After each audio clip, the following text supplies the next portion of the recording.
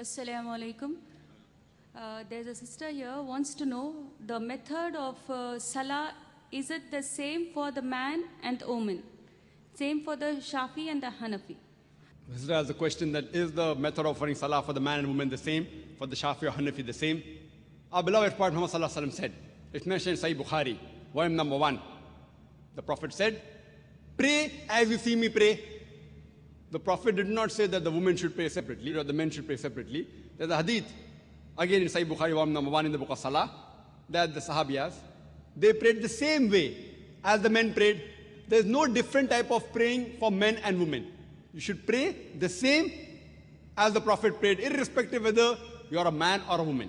I am aware that there are books available in the market, in India and throughout the world, of different schools of thought, that the style of praying for women is different because they are seen and the men is different. There is no such Sahih Hadith. For reply in Islam, always, your answer should be backed up with Quran and Sahih Hadith. Always, Quran and Sahih Hadith. So whenever you give reference, any scholar, let it be the biggest scholar in the world. If he gives the answer, there should be proof, quotation from the Quran and Hadith. Ask him for proof.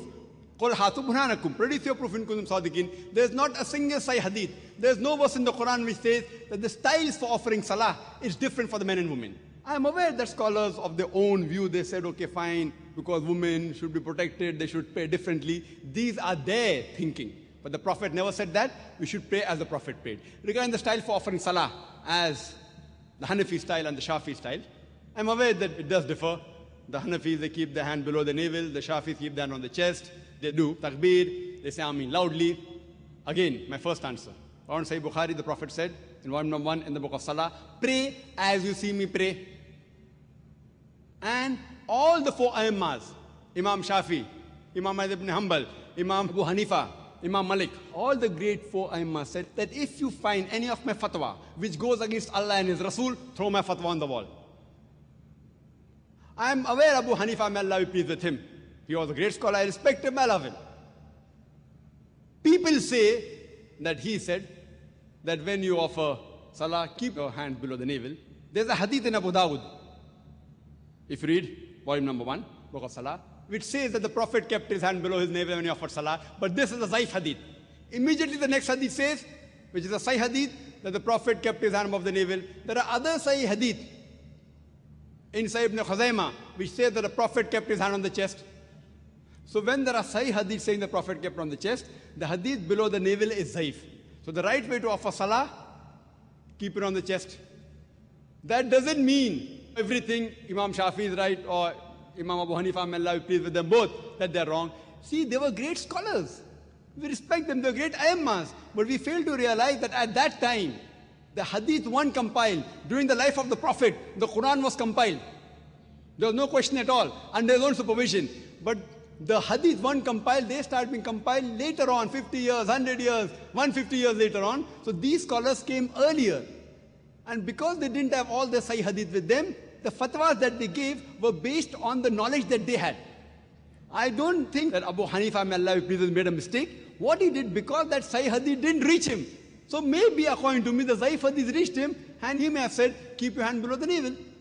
The Sahih Hadith may have reached Imam Shafi, he said that keep your hand on the chest. Again, Sahih Bukhari says, volume number 1 in the book of Salah, that you have to Rafatain. So Rafatain, the Prophet said, not because Imam Shafi is saying I'm following it, because my Prophet said it. Now in wudu, there's a verse in the Quran in Surah Ma'idah, chapter number 5, that it says that when the woman touches, the wudu breaks. The Arabic word is masa, coming from namasa, which means touch. According to Imam Shafi, may Allah be pleased with him, he says that if the woman touches, the wudu breaks. Imam Abu Hanifa said, if the woman touches a man who's in wudu, wudu does not break. Now the Arabic verse of the Quran says, la masa, if the woman touches, wudu breaks. But there are 2 meanings of masa. One is a sexual touch, and the other is a physical touch. So Imam Shafi, may Allah be pleased with him, he took it as a physical touch. Imam Abu Hanifa, he took it as sexual touch.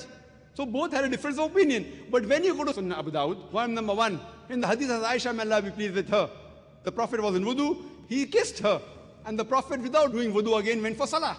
There's another hadith in Sahih Bukhari, in the book of Salah, volume number 1.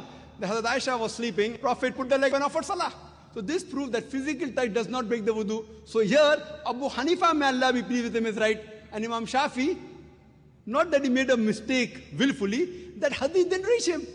So all were great scholars, and all the Imam said that if you find any of my fatwa which goes against Allah and His Rasul, then throw my fatwa on the wall. So I say that I am a Pakka Hanafi. Dr. Zakir Naik is a Pakka Hanafi. Why?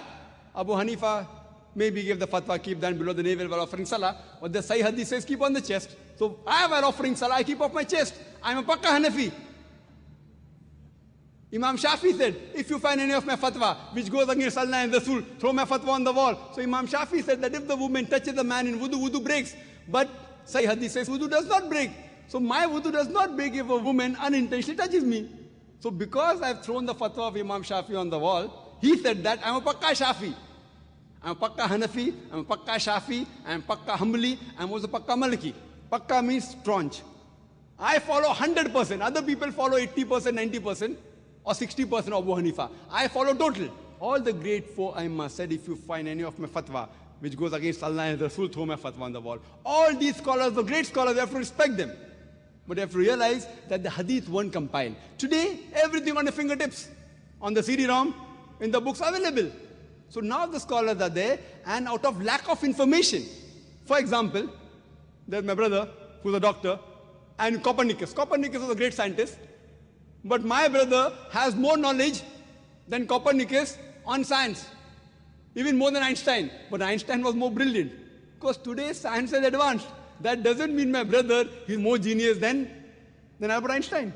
Albert Einstein is a much bigger genius than my brother. But now brother, because hundreds of years have passed, he has more information about science. So information he has more. But a bigger genius is Albert Einstein. Isaac Newton is Copernicus. But today, because science is advanced, we have the information with us. So those scholars were great genius. We love them, we respect them. But today the information has been compiled, so we have to realize, as Allah says in the Quran, in Surah Al-Imran, chapter number 3, verse number 103, وَاتَصِمُوا بِحَبْلِ اللَّهِ جَمِيعًا وَلَا تَفَرَّقُوا. Hold the rope of Allah strongly and be not divided. We should not divide ourselves into all sects. So the only way of offering salah is not Hanafi style or Shafi style or Maliki style. It is the style of the Prophet.